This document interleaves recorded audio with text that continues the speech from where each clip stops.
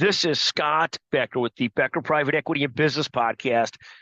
We try each day to make sure you're learning something, I'm learning something, I am always learning something, or trying to, and that you're entertained some, and that it's interesting. Today we're going to talk about the election. I'm going to give you 5 or 6 thoughts about the election. The first thought is I don't know. I have no idea whether the polls are right or wrong. If they're right, we're going to have a very close election, and it's very tough to tell what's happening in these electoral swing states. So I just don't know what will happen, and I can make no prediction. The second concept is the country has gotten so big and so varied that most of us have friends that are, dyed-in-the-wool Democrats, dyed-in-the-wool Republicans, that are never Trumpers, that are pro-Trumpers, that are positive towards Kamala, not positive towards Kamala. So I think it's just very hard to tell where things really sit and where they'll go. I just don't know. Second or third point I'll make is that the markets early today, and I'm talking at 11 o'clock Eastern time, and hopefully we'll get this out soon, the markets are pointing way up today. And I feel like we're in a Saturday Night Live skit. They had this great skit a few years ago about, could you tell somebody's a Republican or a Democrat based on things they said? Some people think the market being up, Trump's stock being up 20%, is a sign that the markets think that he'll win. But again, a few years ago on election day, when it was the Hillary election, 2016, and Trump won, stocks tanked, and then they recovered quickly. And who knows what the markets are really thinking and who they really think will win. Do they think Trump will foster more growth? Do they think Kamala will be status quo and it'll be good? I don't know what the markets being up really means. Now, here's a few more points on the election. Third, if your team wins, and I don't care which team that is, try and be as gracious as you can to those on the other side of the aisle, particularly friends that take it very, very seriously.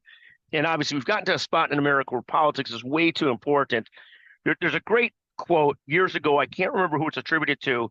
The sign of a great democracy is when the elections don't mean that much to any individual, meaning the country's okay either way. We've gotten to a spot where Washington plays too big a part in our lives. Politics matters too much. We need to get away from that, and that's not a pro or con for either side. It's just as an indication, all too serious for too many reasons, too many serious issues.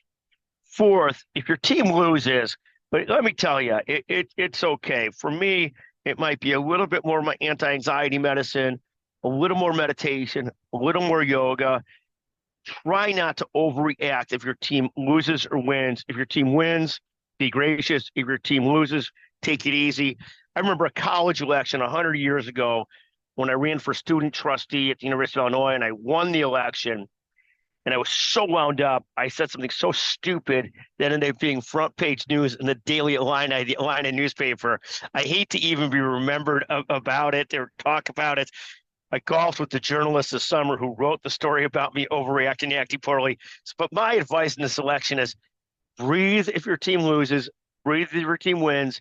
Don't be obnoxious if your team wins, and just breathe if they lose. And I can give you all kinds of coping mechanisms if your team loses.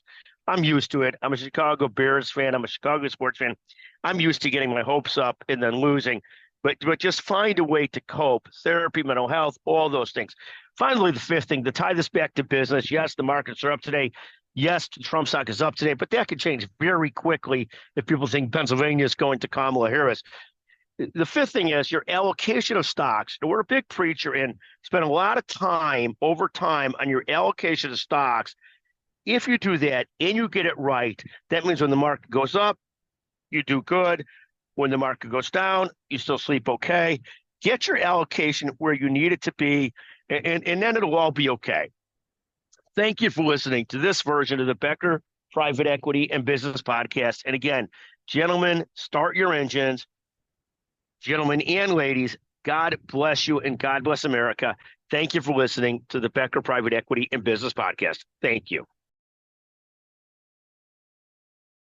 Life is full of adventures.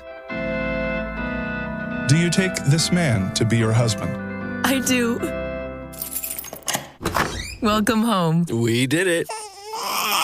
He has your eyes. He's perfect. Make the most of them all with PenFed checking and savings accounts. Learn more at PenFed.org. Federally insured by NCUA. To receive any advertised product, you must become a member of PenFed Credit Union.